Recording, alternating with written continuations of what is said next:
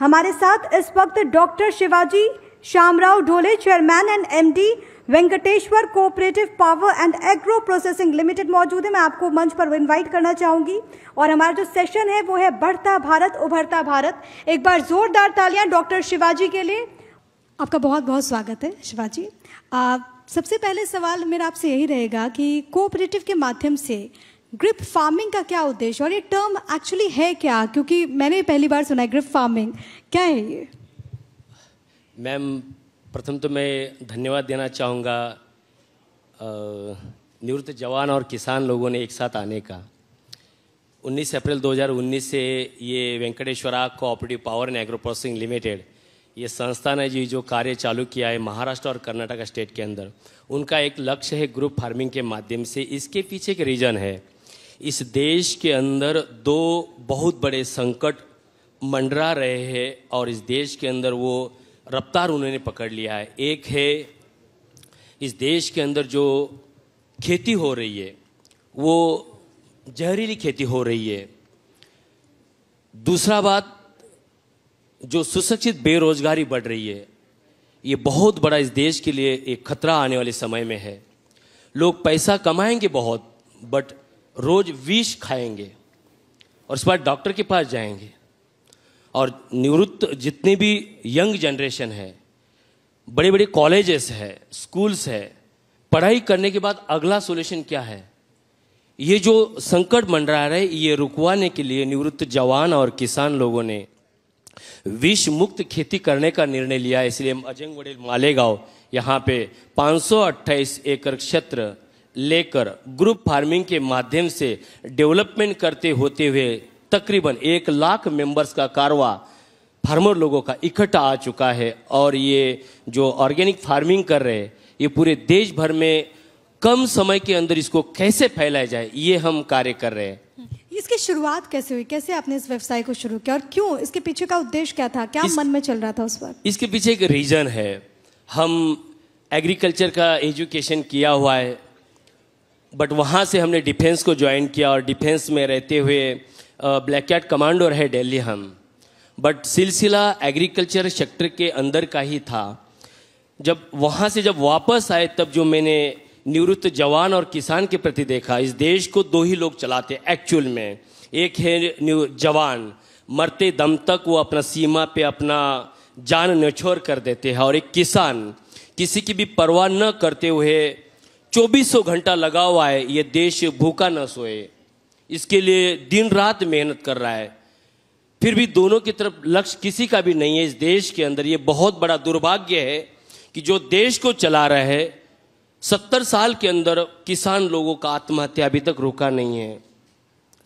जो जवान है देश सेवा करके आता है, वो कहीं सिक्योरिटी गार्ड की नौकरी कर रहा है, कहीं पेट्रोल पंप पे खड़ा है। बड़ा दुर्भाग्य जिसके पास देश चलाने की ताकत है, जिसको 30-32 साल का तजुर्बा होते हुए भी उसको हमने गेट पे खड़ा करके रखा है। इससे क्या मायने है?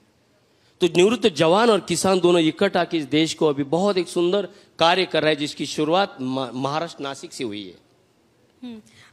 एक सवाल और भी, क्योंकि जब मैं आपके बारे में पढ़ रही थी तो मुझे मालूम चला कि आप गौ सेवा से भी जुड़े हुए हैं, आपने गिर गाय का भी पालन किया है, तो इसके पीछे क्या मकसद है आपका?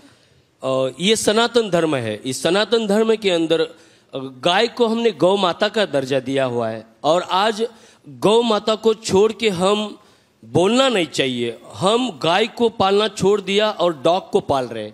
डॉग क्या दे रहा है मुझे नहीं पता, मगर जो गौ माता है, जो मेरे अजंग वडेल मालेगांव 528 एकड़ जो खेती हम कर रहे हैं, वहाँ पे 1500 गिर गाय है।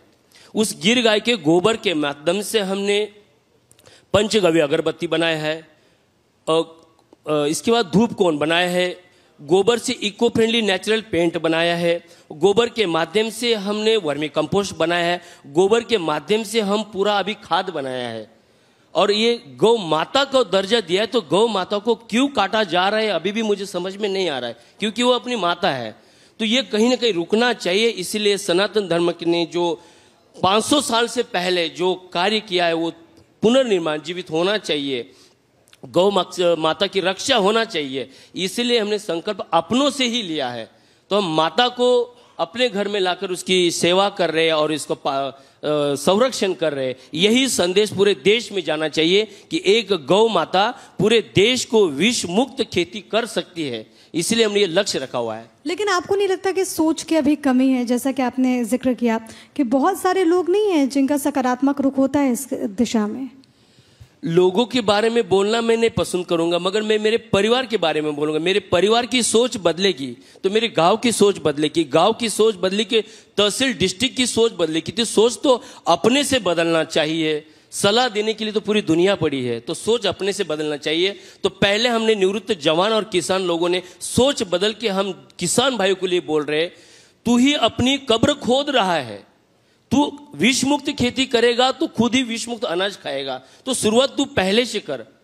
तो इसलिए हम फार्मर लोगों को बोल रहे हैं कि गाय गौ पालो, गोबर के माध्यम से रेसिड्यू फ्री विष मुक्त खेती करो, खुद भी अच्छा अनाज खाओ और इस देश को भी अच्छा अनाज दीजिए।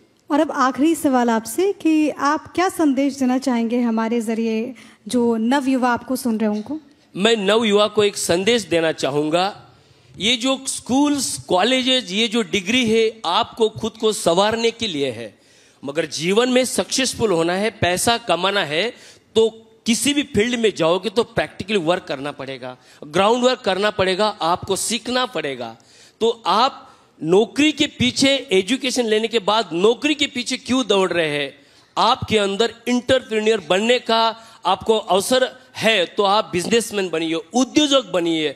आपके हाथ देने के लिए, लेने के लिए नहीं। जो नौकरी करता है वो लेने के लिए जाता है।